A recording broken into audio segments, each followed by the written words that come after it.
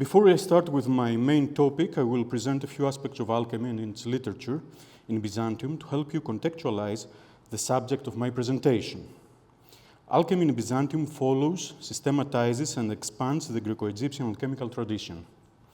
From some point onwards, it also interacts with the Islamicate and medieval Latin traditions.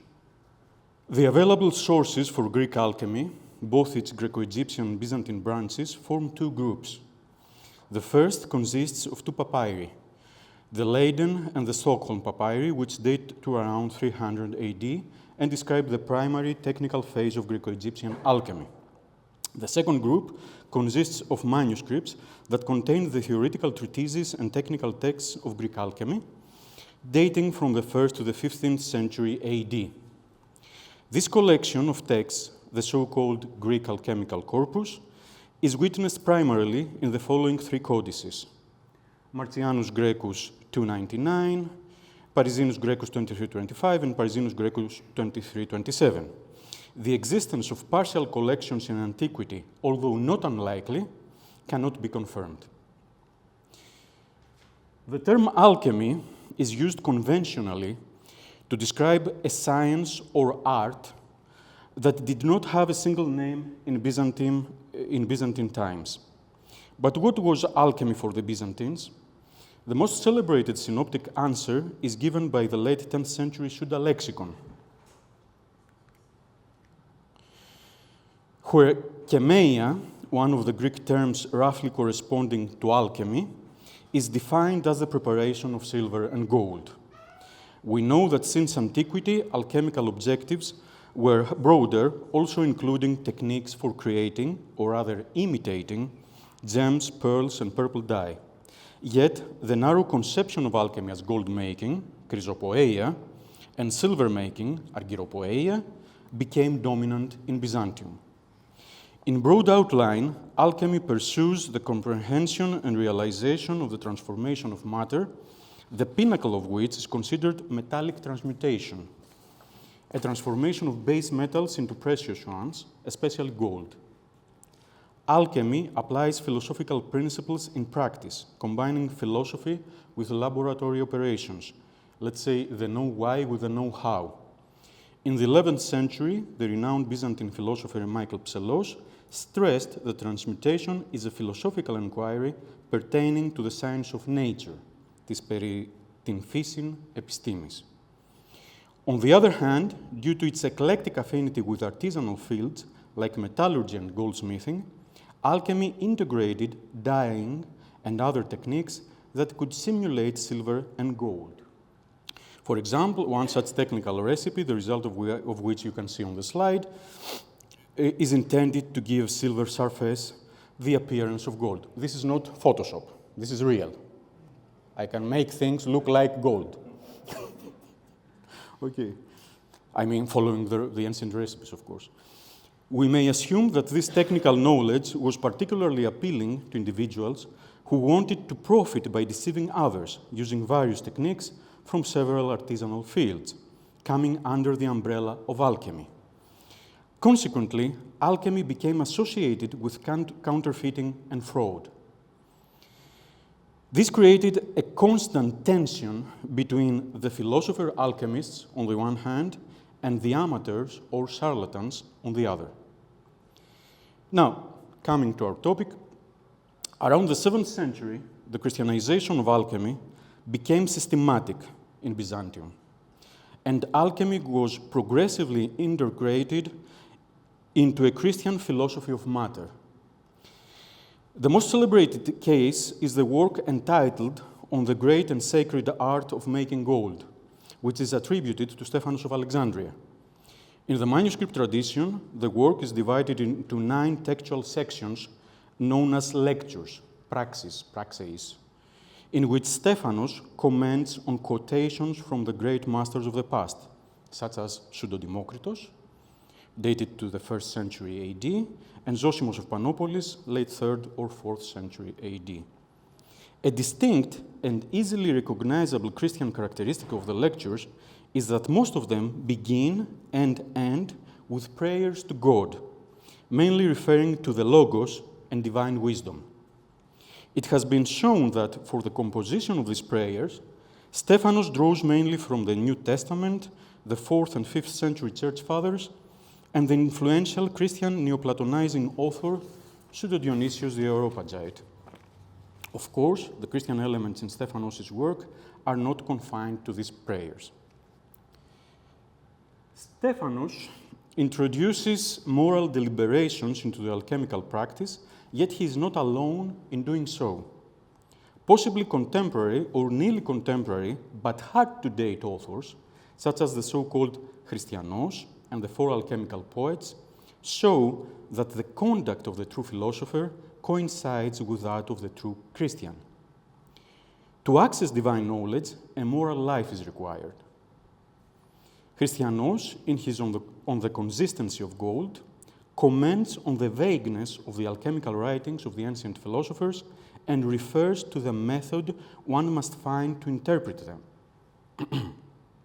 I should make a digression here to explain that, more often than not, the Byzantine alchemical authors and commentators were preoccupied with interpreting the works and sayings of ancient authorities. This simply means that at some point they couldn't exactly understand what the ancient authorities were truly saying. This was not an easy task for various reasons. First, alchemical authors used many code names, the so-called decknamen, to confuse the uninitiated. For the same reason, alchemy employed an obscure language which, according to certain authorities, aimed to train the minds of the adepts. Finally, we must also consider the problems created by the transmission of these works through the ages, with scribal errors, accidental omissions of words, and so on being common. Thus, an alchemical philosopher of the 7th century AD, trying to understand the true meaning of the sayings of an authority who wrote in the 1st and the 3rd century AD, faced a challenging task. Of course, these problems were more or less common in every literary genre. Christianos' work, titled On the Consistency of Gold, is set within the Pseudo-Democritian alchemical tradition. Within this analysis, a passage is introduced that is associated not only with his religious beliefs, but also with the Christianized framework of alchemy as he conceives it. I know it is somewhat lengthy, but it effectively reveals his rationale. So, quote, "Why then were so many books and invocation of demons in the ancient sense, not demonic powers, and constructions of furnaces and instruments recorded by the ancients, since everything, as you say, is easy and concise? Many times he means Pseudo-Democritus, said, to train your mind. The intellect, if it finds a way, that is a method, says to itself that it knows everything by participation, not by nature, because man is not God by nature, but rather an image of God. What do you have that you do not receive, says the herald of piety, Paul the Apostle. Now, if you did indeed receive it, why do you boast as if you had not received it? James, the divinely inspired, said, every good gift and every perfect gift is from above and comes down from the Father of lights. Each must pay attention to the purity of both his way of life and purpose, as well as the worthiness of his request in advance, in order that he will not fail if he asks boldly, so that he will not plead in vain, and shall thus say the divine saying, if our heart does not condemn us, we have confidence toward God. And again, you ask and do not receive, because you ask amiss, that you may spend it on your pleasures, adulteresses. Therefore, we must supplicate God with pure conscience and practice and manner." End quote. Christianos builds on the scriptures to make explicit that alchemical knowledge is bestowed by God upon a worthy pursuer of knowledge, devoted to a righteous purpose. Judging from the citation of James 4:3, you ask and do not receive because you ask amiss, and so on, Christianos seems to underscore that those who seek riches through alchemy, to live lavishly, will ultimately fail in this quest. The quotation of James 1:17, every good gift and every perfect gift, and so on, showcases the idea of alchemy as a gift of God. It should be stressed here that James's description of God as the Father of lights most likely refers to Genesis 1:14, which narrates the creation of the luminaries by God. The concept of alchemy as a gift of God is also expressed by Stephanos of Alexandria, who as Christianos cites James 1:17 verbatim. Further reference to the Father of Lights can also be found in his work. Moreover, the 4 alchemical poems attributed to Heliodoros, Theophrastos, Hierotheos, and Archelaus, respectively, include references to the concept of God-given alchemical knowledge.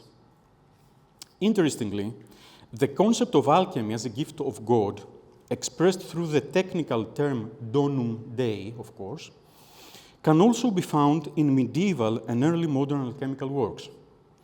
The current consensus holds that the concept originated in the Hellenistic world and was transmitted through Islamic alchemy to Latin Europe, and that the idea of alchemy as donum Dei in medieval Latin authors is an intellectual loan from the Islamic alchemical tradition. However, as evidenced by the case of Christianos and other authors, Byzantine alchemical literature also expressed the same idea, although significantly earlier than medieval Latin authors. The core concept that explains why alchemical knowledge is understood as a divine gift appears at the beginning of Christianos' passage. Commenting on the vagueness and obscurity of the alchemical writings of the ancient philosophers, he refers to the way one must find in order to interpret them. Let me rephrase this. It was always difficult to understand the writings of the ancient authorities. So, he centers this pursuit around the idea that the human intellect has access to knowledge not by nature, but by participation, katametohin in Greek. Only if the pursuer of alchemical knowledge, embraces a pure way of life and has a pure purpose, will he receive the gift to participate in divine wisdom. The notion of participation, but also the definition of likeness to God as the end of the spiritual and moral life, has a Platonic origin, of course. Let's say we find this in Theaetetus. In the Greek patristic tradition, the concept of participation is essential and overlaps with concepts such as likeness and deification. Pseudo-Dionysius the Areopagite, for example, defines deification as assimilation to and union with God as far as possible. In this context, it is interesting that Stephanos of Alexandria repeats one of the 6 classical definitions of philosophy, likeness to God as far as humanly possible, but placing alchemical study within the broader context of philosophy. Now, let's turn again to Christianos. For Christianos, approaching divine knowledge of nature presupposes a moral conduct that promotes the figure of the virtuous alchemist. The need for setting a kind of moral code must not be irrelevant to the effort made in alchemical texts to distinguish the true philosopher from the false one. Christianos' other work on making gold, 30 chapters, closes with 2 small texts. The first is a description of the virtues that the true pursuer of knowledge should hold, and the other one is an oath. The first text can be interpreted as a warning to those who do not strive to live up to these ideals, and consequently, an explanation of why an aspiring alchemist might fail in his endeavors, simply why he would not be able to make gold. So, quote, "What moral qualities one who pursues science should have? One who pursues science must first love God and man, be prudent, not love money, despise lies, and everything deceitful and wicked and envious. He must be a true and faithful disciple of the holy and consubstantial and coeternal Trinity. Whoever has not acquired such excellent and God-pleasing morals, or was not eager to acquire them, will deceive himself, rushing into unattainable goals, and will be rather harmed." End quote. The fact that Christianos gives such importance to personal purity and moral integrity, an ancient concept, of course, eventually identified as Christian, is not a banality. First, and according to the approach of the Cappadocian Fathers, man is deified through baptism and the Eucharist, but also by the practice of virtue. Maximus the Confessor, a contemporary of Stephanos of Alexandria, shares the latter idea, presenting the moral life as a pathway to God, as a compass toward deification. Consequently, likeness to God cannot be construed separately from the pursuit of the moral life. Maximus also accentuates the role of grace, and this is very important, of divine grace. Deification is granted to those who are worthy, it is beyond nature, and makes by grace gods out of human beings, those who participate in his attributes. Second, a closer look at certain established Christian virtues, such as aversion to avarice or deception, brings also to mind the ever-timely alchemical debate since Zosimos of Panopolis' times on the proper alchemical conduct, methodology, and goals. False alchemists care only for gold. This is ever present in alchemical literature. And the lucrative aspect of alchemy. They avoid the painstaking pursuit of a rigid methodology and technique. This is, on the one hand, grounded on the conceptual understanding of the natural principles of substances, via the study, of course, of the Greek alchemical and philosophical tradition, and on the other hand, on the empirical understanding of matter, which is achieved in the laboratory. Christianos shares the view, which pervades his whole work, that the study of the masters of the past is essential for meaningful engagement with alchemy. But this is not the only requirement. The codification of certain moral qualities now identifiable with traditional Christian virtues emphatically demonstrates that the conduct of the true philosopher coincides with that of the true Christian, at least in his own thinking. And since alchemical knowledge, and please pay attention to this, is dependent on divine illumination, those who do not possess these virtues simply fail in their pursuits. They cannot make gold. Now, the 30 chapters closes with an oath before the Holy Trinity. Christianos, in his oath, addresses the student of alchemy who reads his work. Quote, "I swear to you, good disciple, by the blessed and venerable Trinity, that I have concealed nothing of the mysteries of the signs that were granted to me by it," he means the Trinity, "in the inner chambers of the soul. But everything concerning the art that was made known to me by God, I put ungrudgingly in our writings, having also developed the thought of the ancients according to my reflections. You have to read them all with piety and wisdom, and if we have said something wrong due to ignorance, but not wickedness, correct our faults to benefit yourself and those readers who are faithful to God and guileless and good, qualities which are indeed difficult to find. Farewell, you who live by the Holy and Consubstantial Trinity," and so on. End quote. The aim of Christianos' oath is clearly expressed.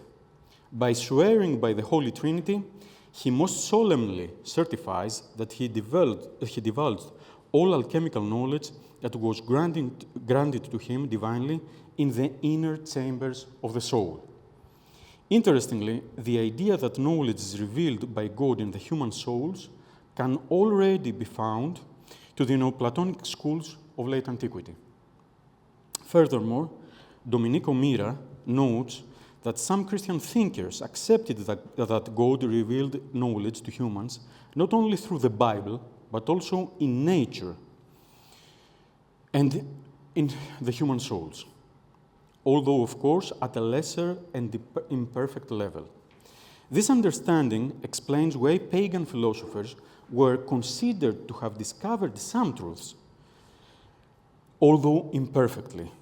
To return to Christianos, he makes explicit that he has also developed the thoughts of the ancient masters according to his reflections. In this manner, he implies that both divine grace and the exegetical analysis of the ancient texts are deemed necessary conditions for one to partake in the study of matter. Of course, and I stress this, his wish to share this kind of knowledge does not concern any reader, although he says otherwise, but only those who uphold the virtues he already presented in the moral code and summarizes in the oath. That is, he addresses true philosophers. Two different traditions, the biblical and the alchemical, seem to converge in the affirmation that he concealed nothing. A similar stance can be traced in the Book of Wisdom.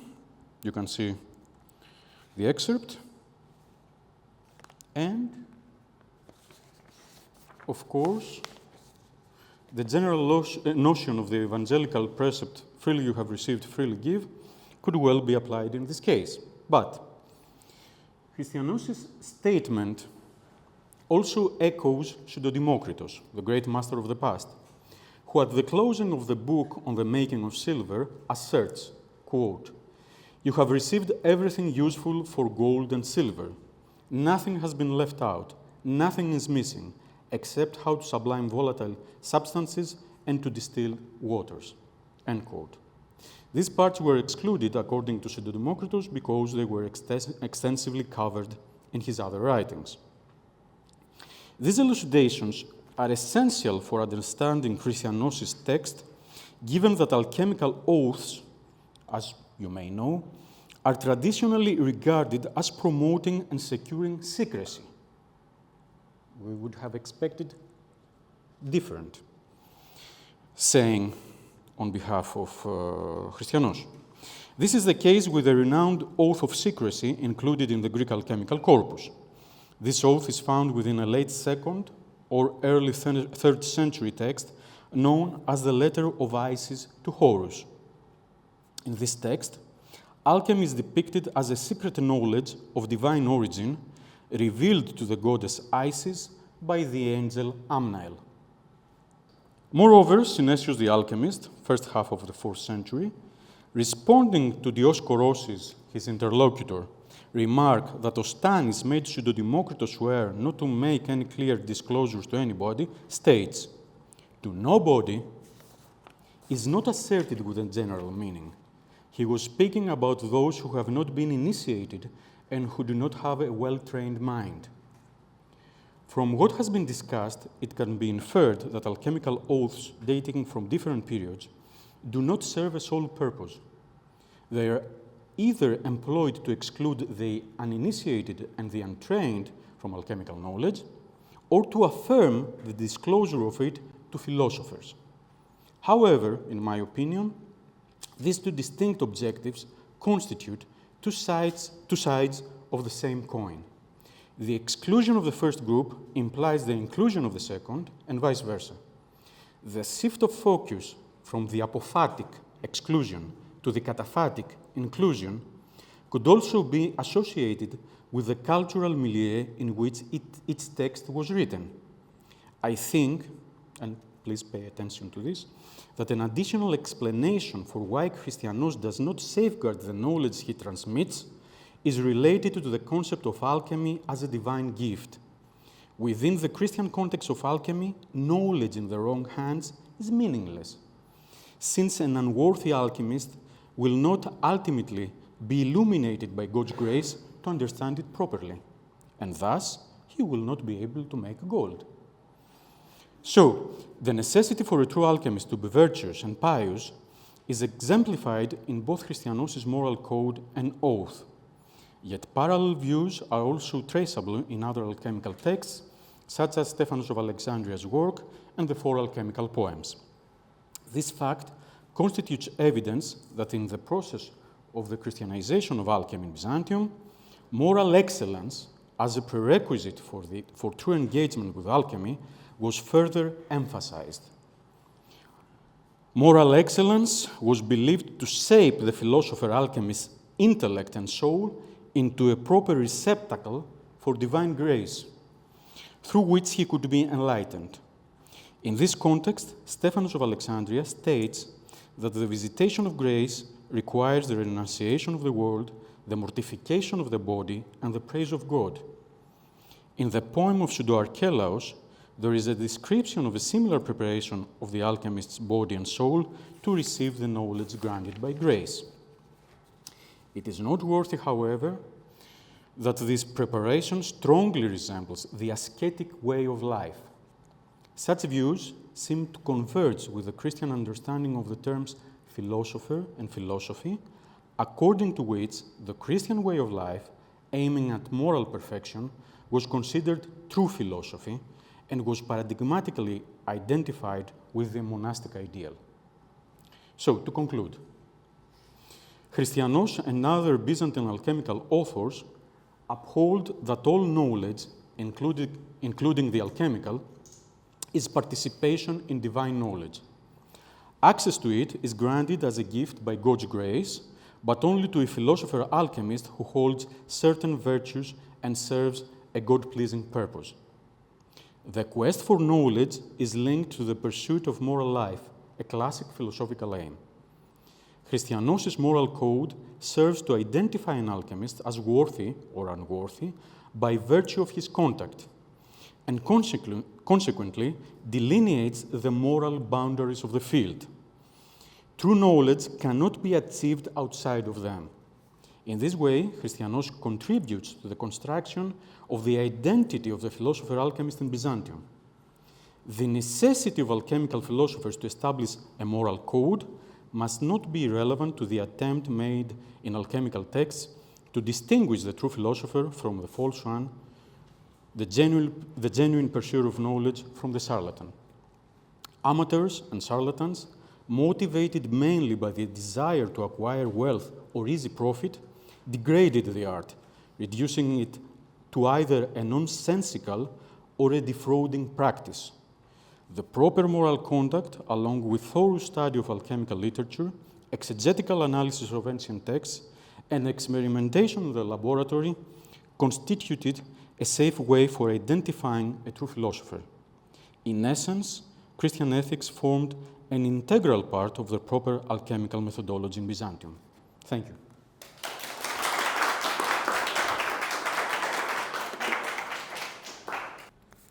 Hi. Really interesting talk.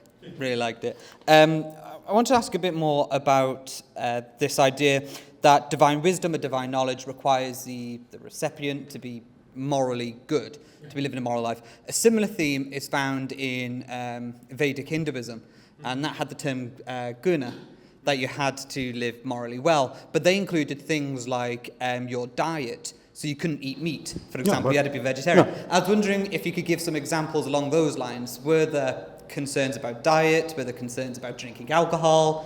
Certain things like that. Okay, thank you. This is a very nice question.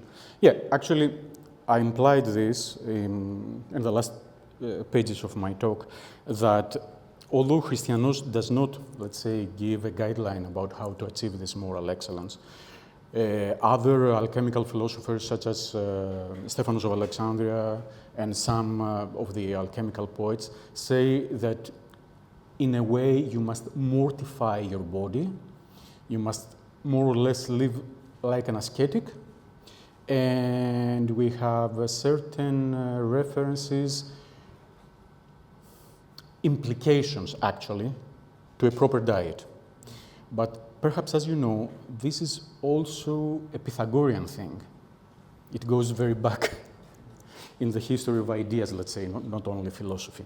So in order to acquire true knowledge, you have to live according to certain standards, not only moral or ethical, but also in terms of your everyday way of life.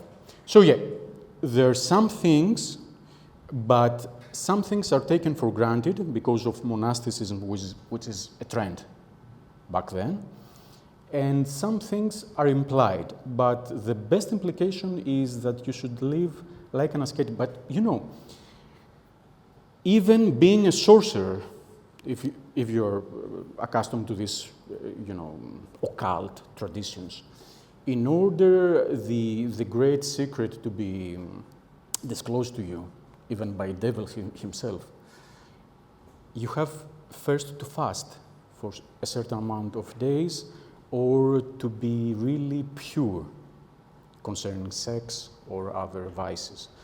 I mean, sex is not a vice, but back then it was. So, yes. Not a question, just it reminded me a lot of Cicero when he is talking about the use of rhetoric. Mm-hmm. So when you want to use rhetoric, you have to be a good politician, a good Roman, and you don't have to misuse it, so you have to be a morally integral person to use it well, not to destroy the Republic. And then, also in late antiquity, already in Christian terms, also the use of language, eloquentia, rhetoric. So you first have to be a good Christian, and then you can use your language well. So, maybe there are more skills, arts where you can find a broader picture. I mean, do you have more ideas in this? I think you are definitely right in the terms that this is embedded within a Christian tradition, more or less. But you know, the thing is, I would like to explain a thing, if I'm allowed, Liliana. You know, the thing here is really the purpose of the alchemist. I mean, if the purpose is solely to create gold for his own, let's say, enrichment, this is morally wrong. Because, you know, what alchemists ideally, always ideally, tended to do was to understand the nature of matter through the manipulation of it, through the manipulation of matter. So, they could create gold, but not in order to enrich themselves, but in order to understand how matter works, and through this, to get to be a part of God's work within creation. So this is what is morally, let's say, you know, bad. Trying to use this great art, this sacred art, for your own enrichment. Yeah. Great, thank you. I just have one quick question. I know because it ties to what Bianca was asking. So you said that through manipulation of materials, if they are good ones, they are trying to figure out the workings of the matter. Now, my question is, were they using specific metaphysics, meaning Aristotelian or some other metaphysics? Whether their approach was only bottom-up, empiricists, or it was also top-down with the particular metaphysics in mind? Yeah. Thank you. This is a very nice question. Of course, they used metaphysics because, as I already told you, they used to pair, let's say, they know why with the know-how. They were technical philosophers in a sense. So, they used, let's say, Neoplatonic Aristotelianism with a bit of Stoic concepts such as pneuma. Thank you for a great talk. Just a quick follow-up on the colleague's question. How, when we are talking about ascetic way of life, how important is the social isolation? That's a good one. Social isolation. I mean, social isolation, you know, there is no explicit reference to that. Okay. But I would assume that social isolation is needed only when you are studying in order the secret to be revealed to you by the divine grace. So, let's say for a short period of time. Because, you know, they also had to visit the laboratories, the laboratories, let's say, of certain artisanal fields. Because, you know, it didn't mean that they possess the right, equipment in order to perform these practices. Let's say great furnaces or vats. This was both very, costly, and but in other cases, we are very certain there was a certain, let's say, communication between the artisanal fields and alchemy. So, social isolation as a tenet, I don't think that it applied to alchemists. They need technology. Yeah. Thank you. a brief and a practical one. You mentioned the texts. Yeah, the texts, well, and that they are obscurely written and not understandable even to the people in the Byzantium, let alone today. Have they been translated, published, and how do we understand them today? And if I, and if I understood properly, someone was able to make gold out of silver using the papyri, the instruction on the recorded in the papyrus. So how does it, I mean... Not someone, I did this. Oh, you did it! So it was understandable to you? You could understand the instruction? Yes. Okay, so maybe... It is actually understandable to our whole teeny tiny community. Oh, I see. You know, nowadays. No, the first edition of this text was done by Bertellone Riel in 1887, 1888. Actually, what I talked about today is based on a paper of mine, which was published in 2022. And I'm not bragging here, but after the publication of the edition of Christianos' work by Bertellone Riel, this was the first article on Christianos since 1887. So, the thing is to understand how, let's say, the phrasing of the recipes. It's much like cookery. It's very much like cookery. Can I turn the slides backwards for a minute? Okay. It's more a 14 carats gold appearance. So you have to take lime, sulfur, and either strong vinegar or the urine of a young kid. I prefer urine. Yeah. And so you put the pot upon a heating source. And then, as it turns, I'm not going to disclose every secret. As it turns, let's say, bloody red, something like this. You then immerse the silver object into the solution, and you quickly put it out, and it acquires a shiny. And this is, what is amazing here. A shiny aspect, a shiny shade. And this is not a secret, these are calcium polysulfides. It's mere chemistry. It's not magic or something else. What about evaporations that are mentioned in some of these? With the evaporations? A very nice question. Dejan, you have to do this, to replicate this in open space. Because it smells like seafood because of the urine, of ammonia,